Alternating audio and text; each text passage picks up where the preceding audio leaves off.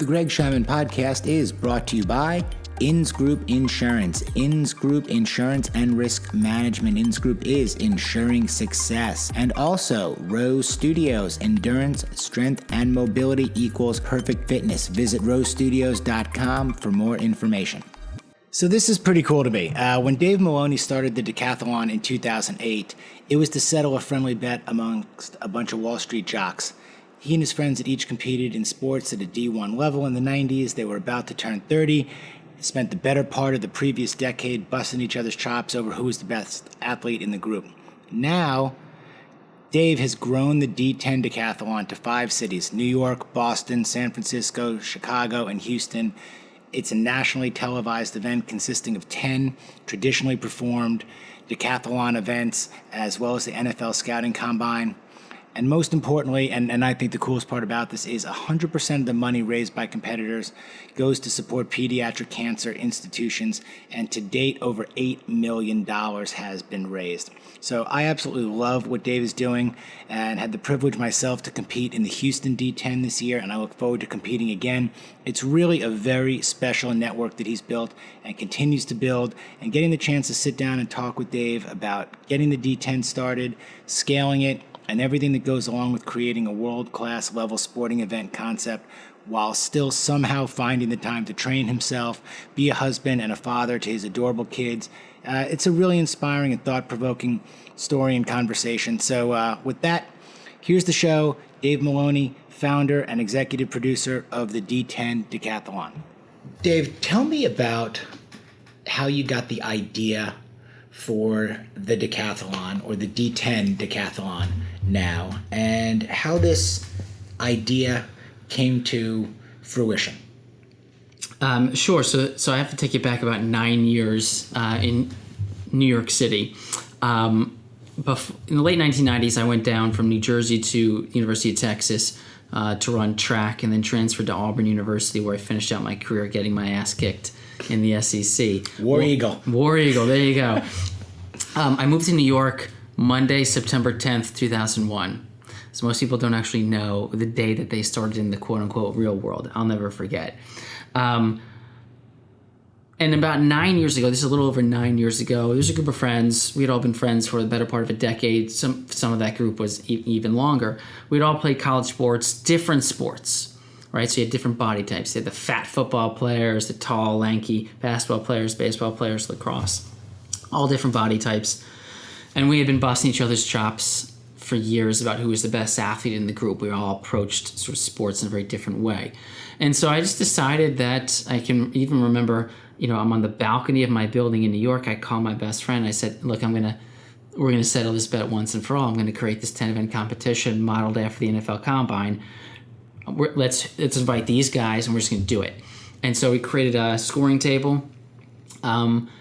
And I literally, the night before the competition, after everyone had agreed to do it, I rented the East 7th Street Park in New York City, and I went downstairs to the front of my building, and I had the doorman pick out of a Minnesota Vikings baseball cap the order of events and the order on which you actually went, and just randomly. And so we go out to the park, we have a blast. Here's the thing people don't realize, Greg. The first year we did the event, we had free throw shooting. We had, and what ends up happening is we can only do about 6 events outside. I have one of my friends taking down the scores on a notepad, clipboard. We all then have to get in cabs and go to Wall Street in New York sports clubs. I get in a cab with her. She turns around and puts the clipboard on the back seat behind her. We get out of the cab, go into the New York sports clubs. The cab drives away with the scores. So the first 6 events of the very first D10, people had to quote unquote remember what they did. You've never seen as many slow guys run 4.40s. That was the start. And after that event, we had a blast. And everyone said, what if we raise money for this? My mom had come out of chemo. And so the following year, I decided let's turn it into a fundraising event. Most of the guys agreed. Wrote a very rudimentary program that would allow people to bet on how well you performed. and all the money would go to cancer, a cancer charity. At the time, I selected Live Strong. It was before you know what hit the fan. And we get $120,000 wagered on us. I had cold called a reporter from Bloomberg the week before the competition. I told the guy, Eric Matuszewski is his name. I'm still friends with him to this day. I said, "You don't know me. I'm gonna become the best athlete on Wall Street this weekend." It's a terrible pitch. He writes the story. It's the #1 story globally that day on Bloomberg. We're on TV that afternoon. I think it's a day or two later, there's a camera crew that comes to the East 7th Street Park in New York to film 19 guys in their gym clothes doing this event. And Monday morning, you've got a hedge fund analyst sitting on In the Loop with Betty Lou, which is the morning show at the time on Bloomberg. He's the best athlete on Wall Street. He's the featured guest. And we beat the Giants and the Jets in coverage. And the Yankees were in postseason coverage, and we even beat them in coverage. And he said, okay, here we go, we got something. It blew up. That's awesome. That's awesome. So it blows up, and you say we got something, but you still have that moment where, okay, am I going to do this for a living? Yeah. Like, how do I do this for a living? One, raise money for cancer research, for charity, but also produce a world-class event, what's developed into a world-class event. And how do I monetize this so that it can sustain me and I can actually leave my Wall Street job, if you will, maintain these Wall Street relationships and produce this event and turn it into an actual business? I go back to 2011, which is when we were at a point, sort of like the core group that was involved doing it, and I had looked at these people this was starting to become part of their personal story. And that year we raised, I think we're at about $500,000 at that point. And the time that goes into producing that event, managing that type of fundraise, was such that it was either going to fail at that point because it couldn't sustain itself as a sort of gig, right? Or I was going to say, okay, let's see if we can make this thing for real. And it's sort of the decision. I find that the big decisions in life where you're sitting there going, oh my gosh, like, when am I going to have to sit down and make this decision? The market will tell you. Like, it will be obvious that it's either going to tip and fail or it's going to tip and succeed. And there's going to be an observation or set of observations that you make where you say, it's going to make it. I can see the path. It can make it. I can grow this to essentially the Iron Man equivalent for every third baseman, power forward, hockey player out there that's otherwise not wanting to drag their body 140 miles through a swim, bike, run, but has competed at a high level already and says, what's for me? And I would say that, I had that. There were those moments where I said, it's either going to fail or this thing's going to be big. Go.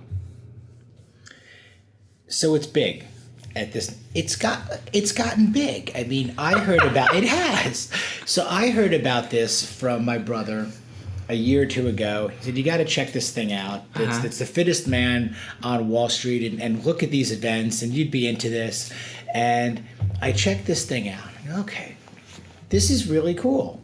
Like, this is really cool. Like, here's a chance to actually kind of size yourself up with your peers in a way. And I think of my peers as guys in my age bracket, and I'm in my mid-40s at this point, but guys that are also working. Right. So they're not devoting their entire lives purely to fitness. Sure. Which I think is huge, to be able to say, okay, how do I balance the work-life balance? How do I get up at 6 o'clock in the morning and I go train for an hour or two, and then I'm at my office, and then I'm grinding it out, and then I'm taking the train or the subway, and I'm looking at these guys going, okay, that's really impressive to me, in a way, versus, well, I have all day to train and recover and do it again, and that's my livelihood. So I kind of put a delta on, hey, these are really impressive guys to me who can balance that, and women obviously as well in there. So I look at this and say, this is really cool. And around that, I guess shortly after that time, you announced the tour, that the Decathlon was going to actually go to other markets. And fortunately, Houston was one of those markets. But my original intention was, let me look up the scores of the guys in New York. They're pretty close to my age. And let me go to New York to go do this. That would be really awesome. But instead, it got to the point for you where it's gotten so big that you decided to take the show on the road, I guess. Take me through that again. Now you've got sponsors, and now New York has been so successful, and you decide, I'm going to take it to other markets. How do you do that? Not easily. It's a big risk. I'd say we're still in a risky period for a couple of reasons. One of them was from 2012 to 2014, this event was known as the RBC Decathlon. Royal Bank of Canada bought the naming rights, and it was the first time I'd ever done a big deal with a multinational bank on a sports property. But during the duration of that, let's call it agreement, there were stipulations on what you could do with the brand. So from 2012 to 2014, it grew, but it cemented itself as this New York Wall Street centric event. And so for years, Greg, I looked at, I thought was stagnation. It grew in New York, but the community didn't grow outside of New York. So in, let's call it 2015, that deal had expired, and sort of like the shackles were off. And I could say, okay, if it has the legs that I think it has, it can survive and thrive in other, let's call them banking centers. The trick here is that it's not a mass participation event. It's not an event for everyone. So going into these different markets, you essentially have to get real sort of hand-to-hand combat in each of those markets to identify who are those thought leaders, who are those centers of influence in each one of those markets that can accelerate the formation and growth of a community, that the event will survive because the community derives so much value from its existence that then it doesn't fail. I would say that in Houston and San Francisco last year, we did a very good job. In Boston and Chicago, they struggled. And it was just because I think boils down to Chicago and Boston are big, small towns. And New York, San Francisco, Houston are a bit more transactional. So maybe the direct answer to your question, in deciding to do that, in deciding to make that change outside of New York, outside of Wall Street, make it a tour, it was one where I said, we should be Iron Man. There should be, for basically the power athlete, that means you've got to curate that field. So there's stickiness. There's a great high degree of retention. And then what we learned was not every market reacts the same way to your branding or to your market as New York City. So 2016 was a hell of a learning year for us. I think 2017 we get it right across all the markets.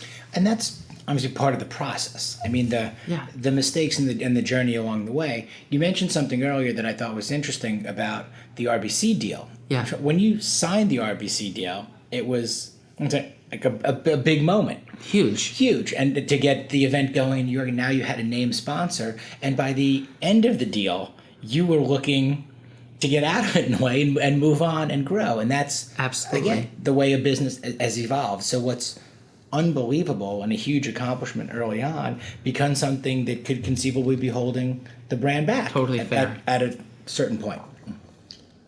Yeah, I think it's, I don't know who said this recently, but I was listening to an entrepreneur talk about goal setting and sort of the double-edged sword, the downfall of goal setting, particularly among entrepreneurs, is by the time you've reached the goal, you don't even care. Because you've already set so many others that this was like almost like a formality. Like, of course I'm going to achieve that. Like, I've got other shit I got to do now.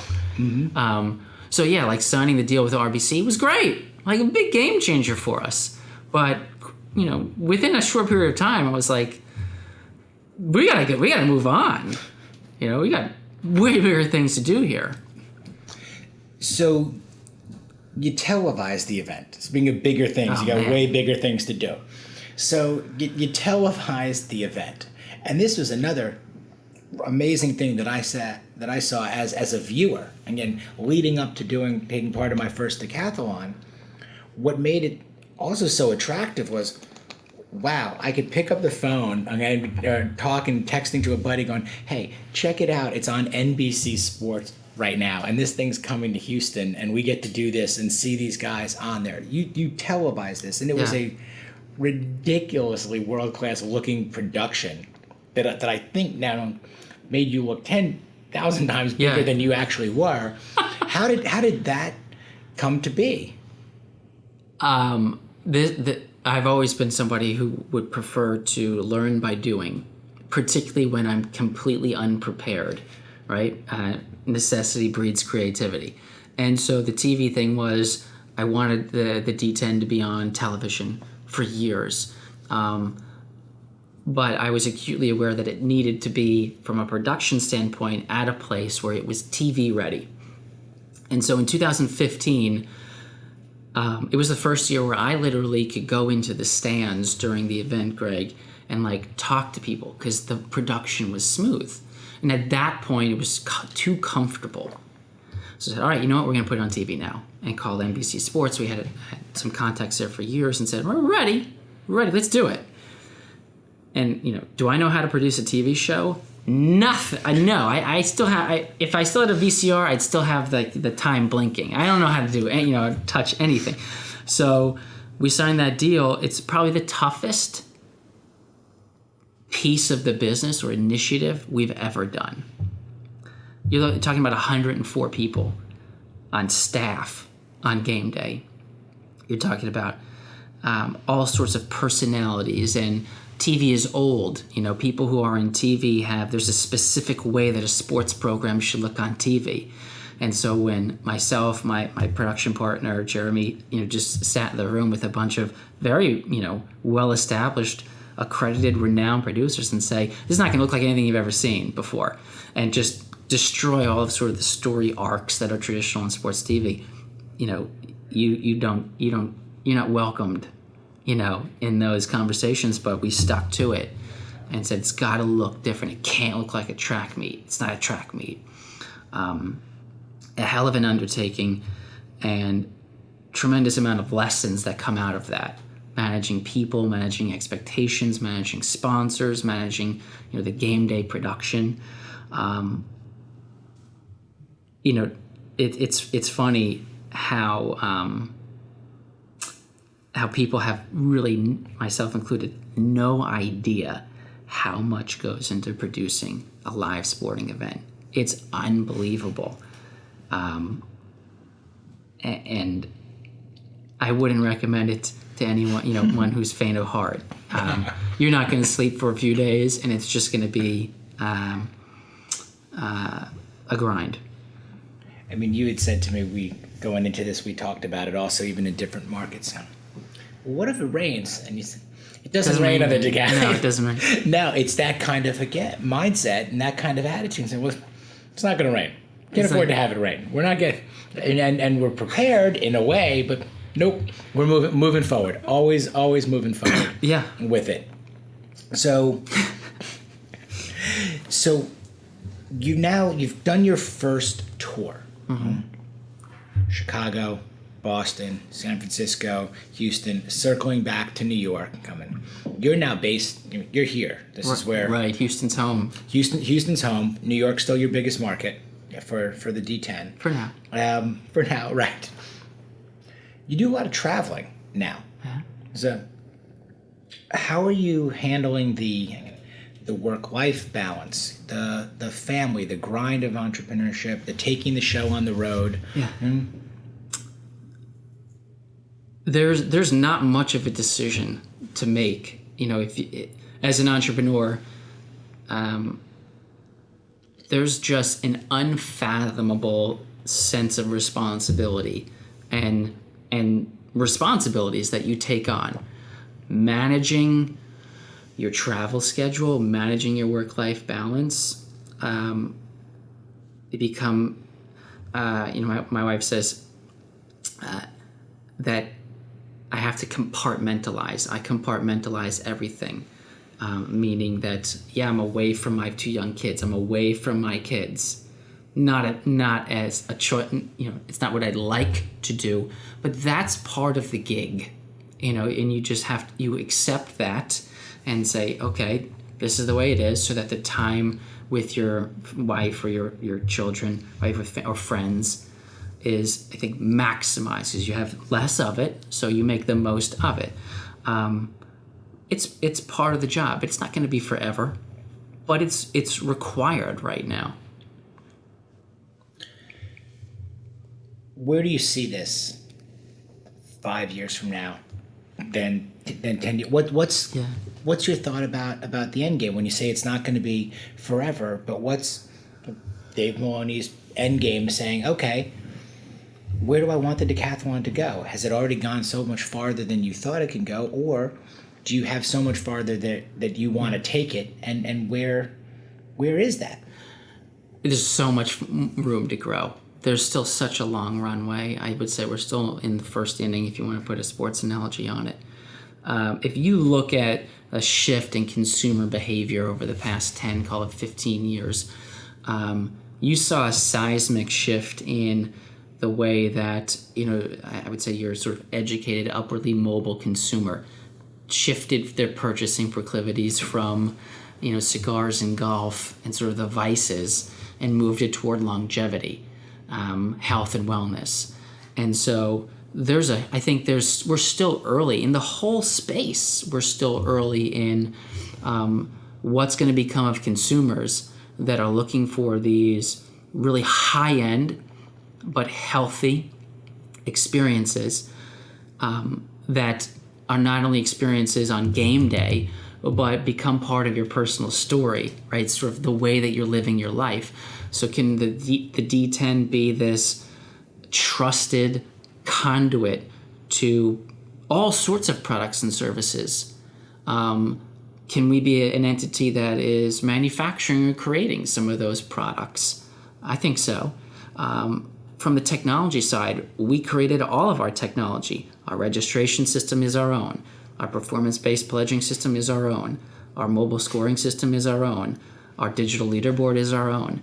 We've had Olympians that do our event, and they'll say to me, Dan O'Brien said to me, Olympic gold medalist in the decathlon, said to me, this is the best produced event ever. Where did you get this technology? Why haven't you licensed it to the NCAA or the Olympics? You can't even do the Olympic decathlon, and the moment you're done with the Olympic decathlon, know immediately what the leaderboard looks like.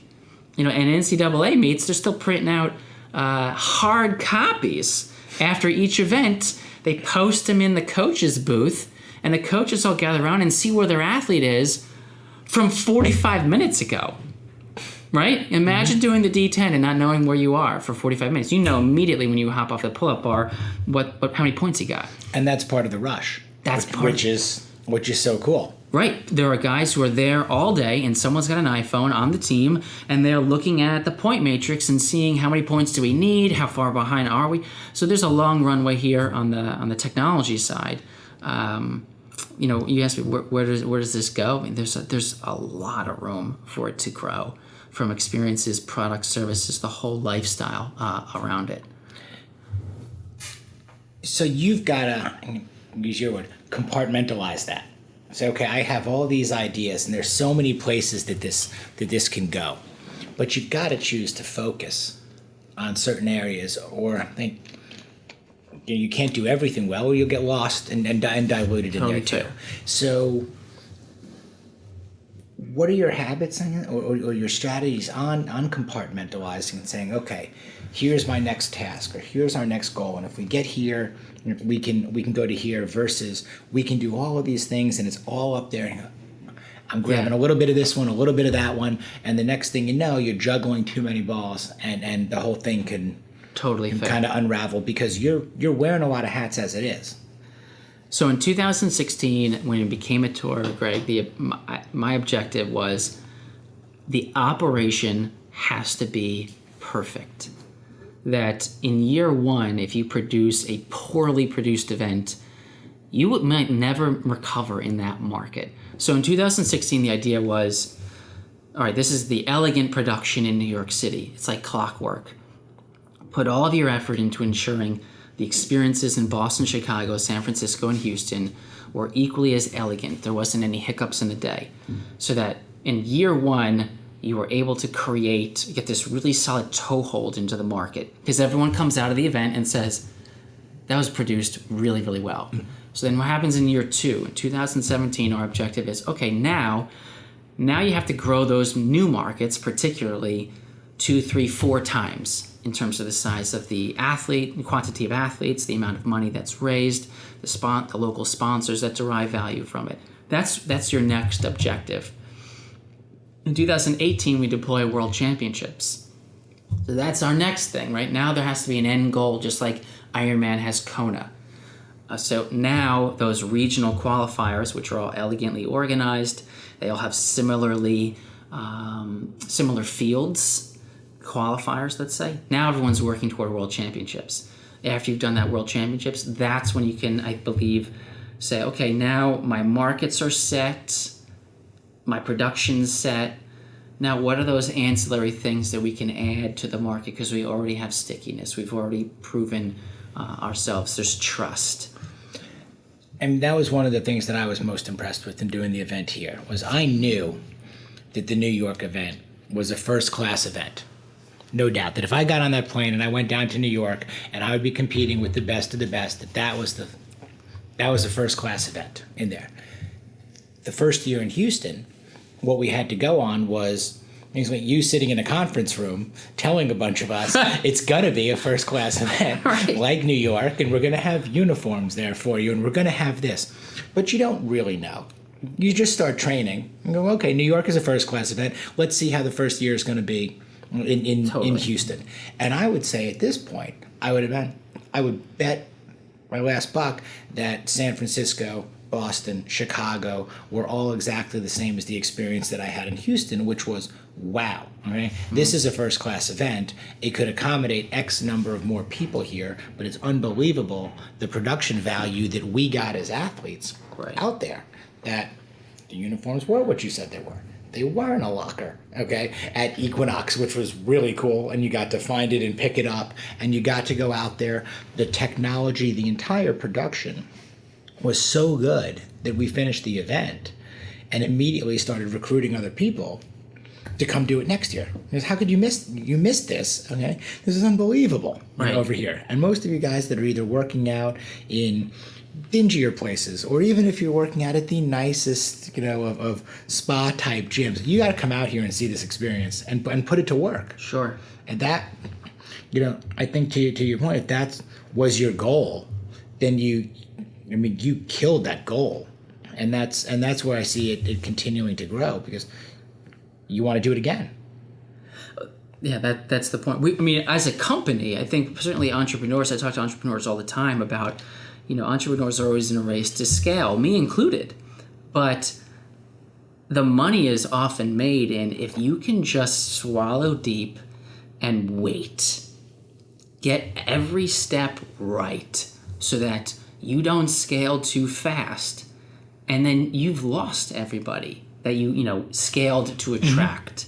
And so certainly if you can create, I always talk about, if you can create these trusted sources, we're a trusted source. Your early adopters who do the event, they're trusted sources in their professional or social circles.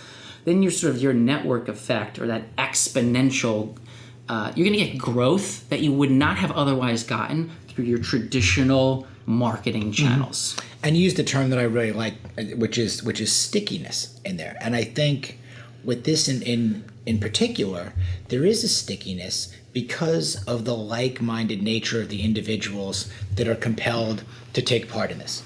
And you're catching us, and I say us because this is something I plan on continuing to do, and I'm enthralled by the whole process. But you say, okay, I can achieve my athletic goals. Mm-hmm. I can compete against my peers, people that are actually working, living, balancing, so on and so forth.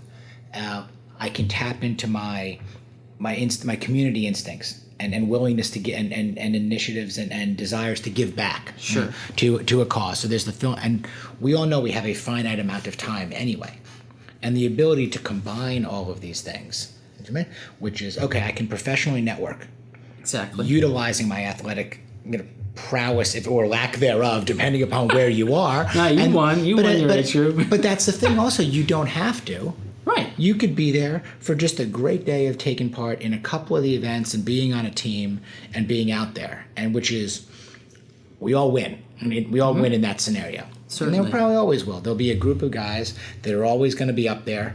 We want to win it. And then there's going to be a bunch of people out there that are enjoying the overall experience, which is Totally fair. awesome as well in there. But you hit all of these areas, and all of a sudden you say, okay, I am maximizing my time now, which isn't that what we're all really trying to do, is figure out how do we maximize our time and be efficient and effective in everything. And now I just hit all of these pillars in one shot. I'm professionally networked. I'm part of a community. I'm giving back philanthropically. I'm staying healthy at the same time. What else do I need? I still have to go to my office because I have to work. If I don't work, I can't compete in this anyway, because then I'm a full-time athlete in there. Sure. And that's exactly why I think there's so much runway still to explore on this. I think those components that you just mentioned, you're going to place different value on them based upon different sort of where you are in life. Sometimes philanthropy is more important than the athleticism. Sometimes the athleticism is more important than the business development aspects, right? So those things are going to change. And so the stickiness, right, or the retention rate is so high because those things will change, sort of, again, during life. So for those that are less,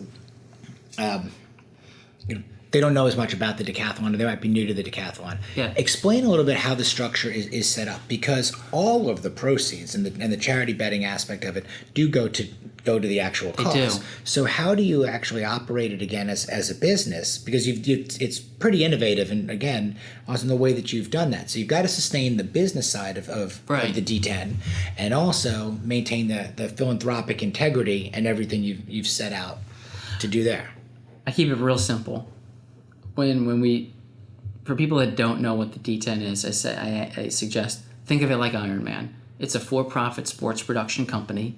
We're going to live off of your registration fees and sponsorships. There's a philanthropic component, but it's a separation of church and state. All of those donations are processed by and received directly by the charitable organization, which, as you know, is a competitor.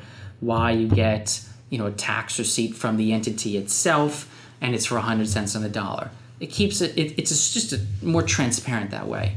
It's easier story. All the stuff that goes to charity, we don't. There you go. Mm-hmm. All the stuff that you would expect to get registering for an Ironman triathlon.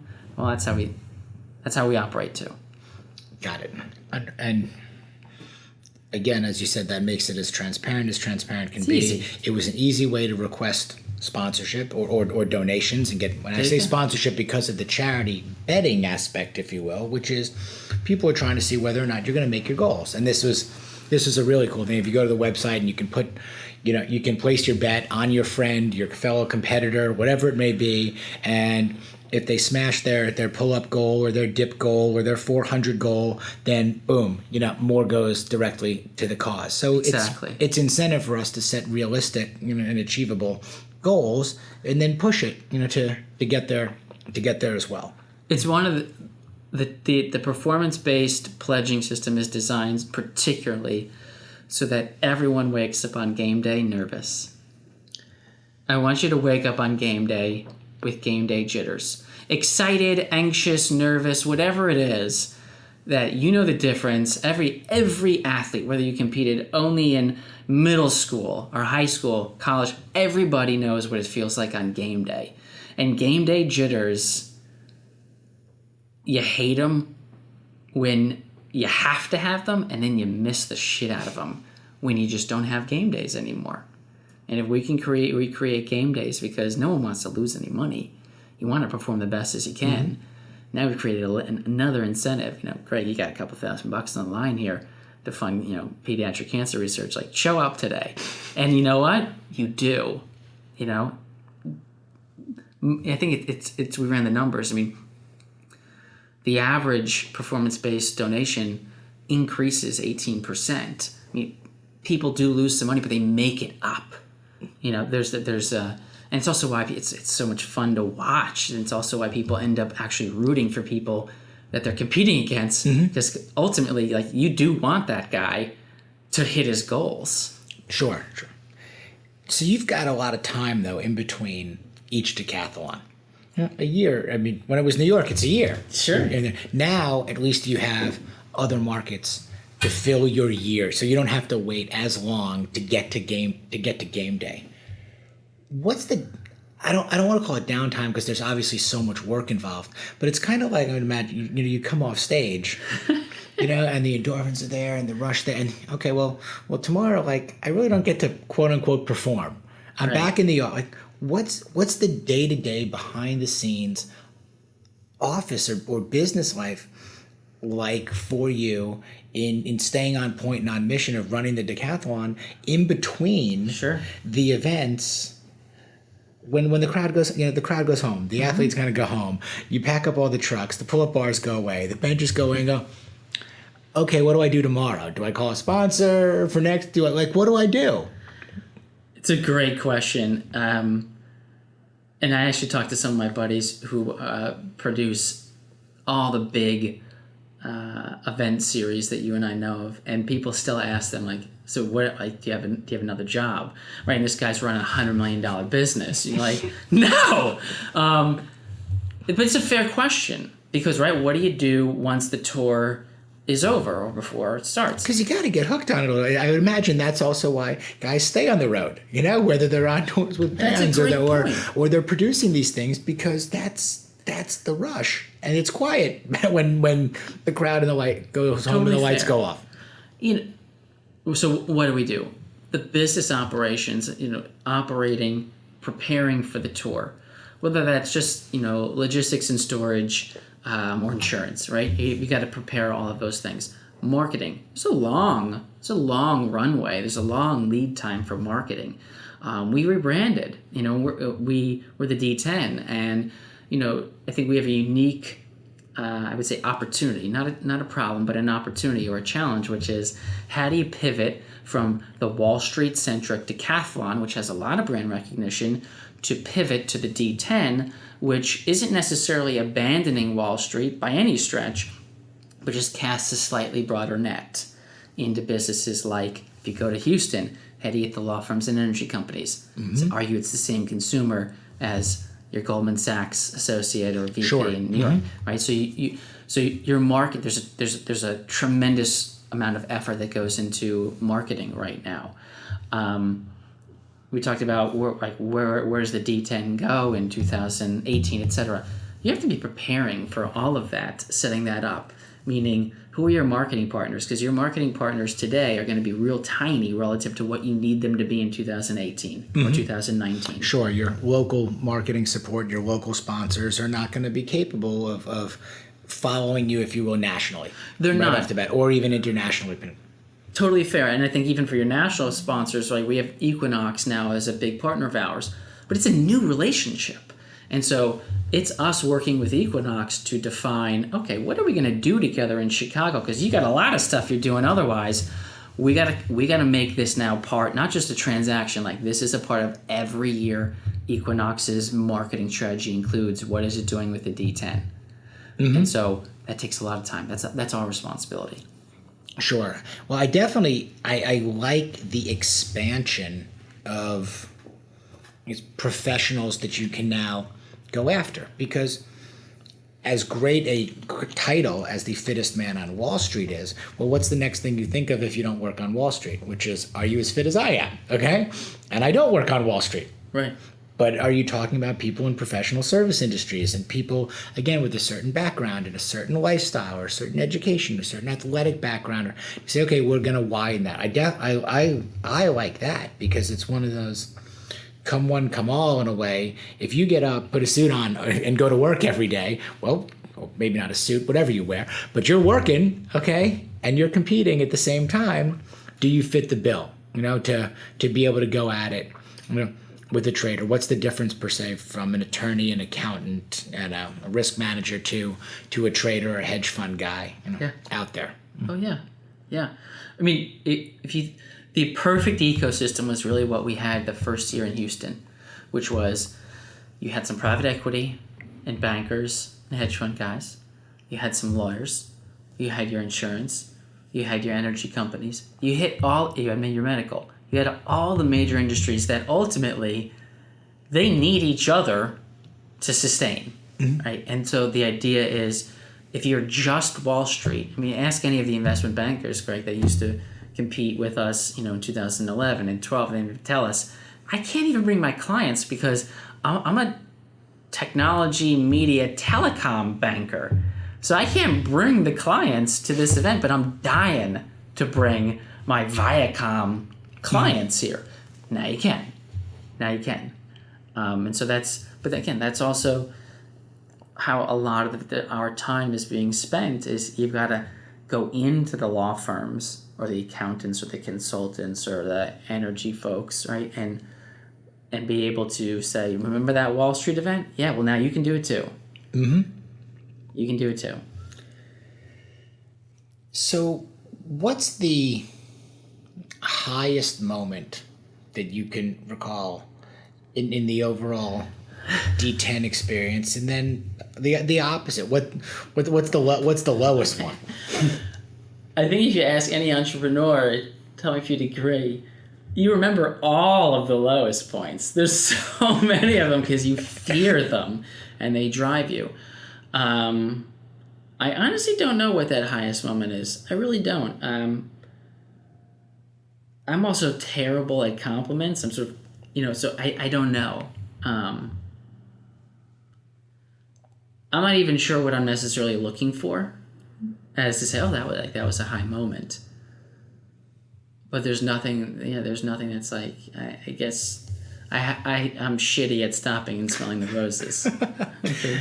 But that's what also drives you in a way that if you were sitting around smelling them and it was all great, does it stop right here? Exactly. And at that point, does it start to go backwards? Totally fair. Mm-hmm. Yeah. So you dodge that, pretty well. How long has it been since you actually competed? So I were you one and done? Well, so were you the park and then you were done? Yes. So even that first year, I mean, you'll so laugh when I tell you. I mean, that first year, like literally the first year that I competed, I also was the judge. I scored the event, so I was literally, with the stopwatch in my hand, I would time you, write down the score, then hand the clipboard and the stopwatch, to my wife, and I'd say, all right, now time me. Everyone else sort of warming up in between events, getting stretched out. And so I've said, like, one of my goals is one day, I don't know when it is, but I do want to compete. I do want to do the whole thing, and I don't want to start the event. I want to check in. I want to get my uniform the same way you guys do. I want to do that. Because I can say I've never done it without working the event. I've never just competed.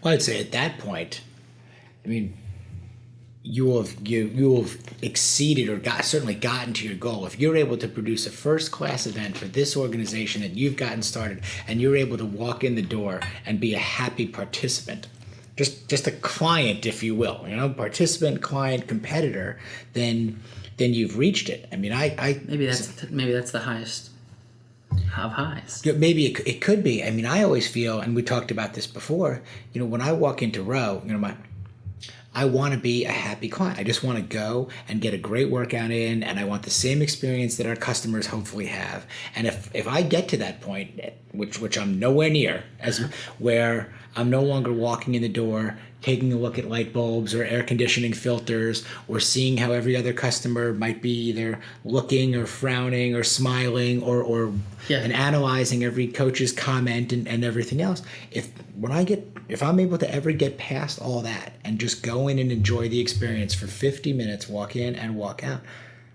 then that's when I feel like we've got something. Okay. Totally. If you can do that, and our staff is humming on all cylinders, and the experience is really good. And I got nothing to say, but that was just a great workout. That was a great 50 minutes, and I'm at it. Then guys, we got something then. Totally. I don't know whether that'll ever happen.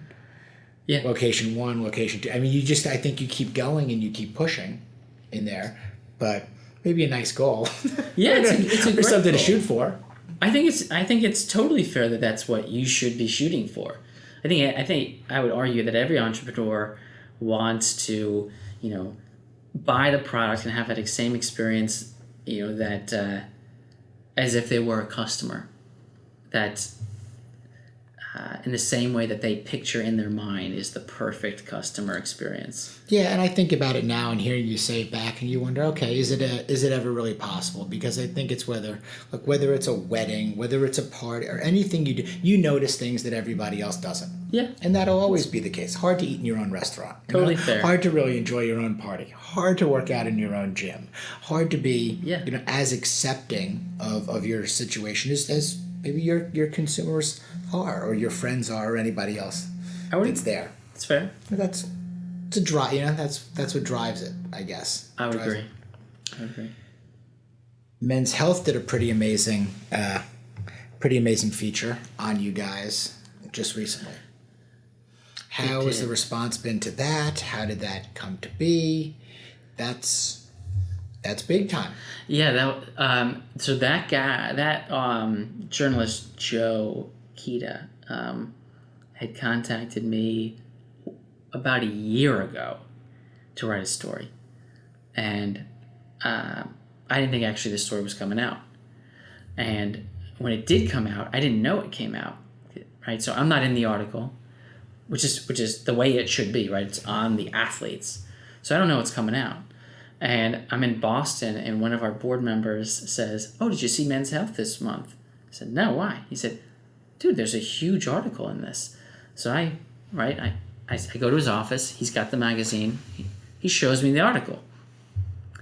And I call up one of the guys who's featured in it, Mark Rubin, who's our 5-time winner. I text him, and I said, "Dude, why didn't you tell me that you're doing this article?" And he says, "Well, do you remember I was on vacation with my family, and they were trying to coordinate a photo shoot, and I had referred Men's Health to this particular gym partner."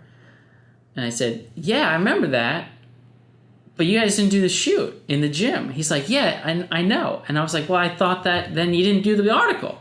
You didn't do the shoot." He's like, "Yeah, what they had me do is they just had me take off my shirt in front of the New York Stock Exchange instead." And he didn't tell me that part, so I thought, story died. Okay, that's journalism, that's PR, whatever. Sometimes you just don't get the story. So I had no idea it was coming out.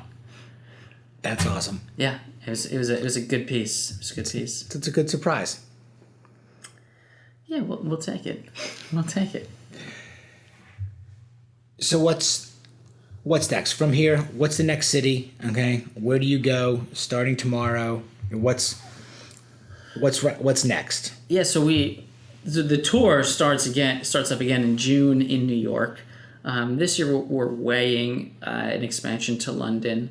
When you expand overseas or even just to Canada, this big CapEx, you essentially recreate your whole event, all of your new signage, all of your new equipment. You can't move it between the if